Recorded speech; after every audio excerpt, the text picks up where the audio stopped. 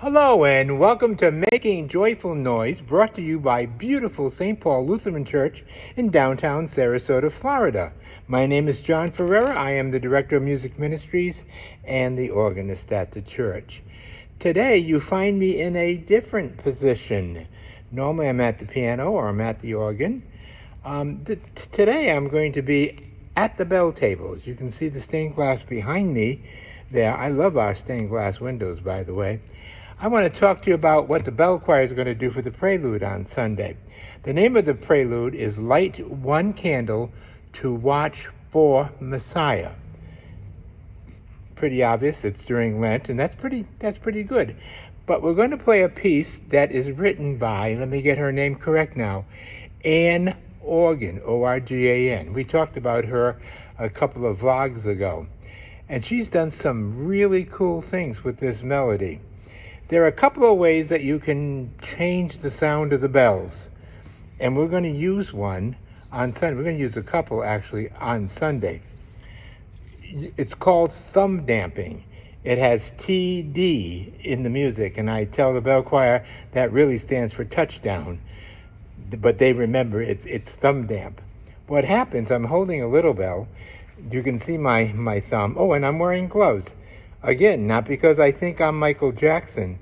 It's to protect the bell. The oils from our skin stays on the bell and will actually, if you get enough of it, will actually change the pitch and the quality of the bell. We're going to be doing thumb damping, and you will notice that the bell choir will have their thumb, some of the bell choir, most of them actually, will have their thumb on the back of the bell like this. I want to show you there. Okay, and they will actually ring it like this. Makes a different kind of sound. The regular sound is. We're going to play the accompaniment of this song with our thumbs on the back of the bell for what they call a staccato effect, a bouncy, a quick effect. That doesn't hurt the bells in any way as long as you have your gloves on, you're perfectly safe in doing this. However, as some of the bell choir is going to be playing thumb damping, some of them will be ringing the bells, this is the regular ring, as opposed to this. That way there, the melody comes through stronger and longer and is easily understood.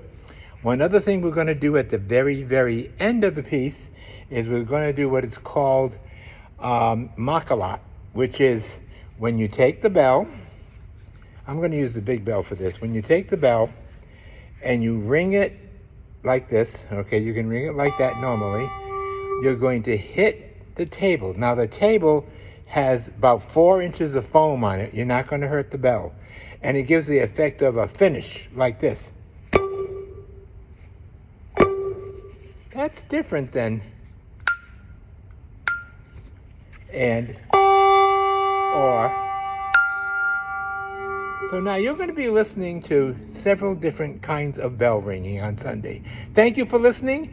Join us on Facebook, 9:30 Sunday morning, or better still, come live and listen to us play and pray with us.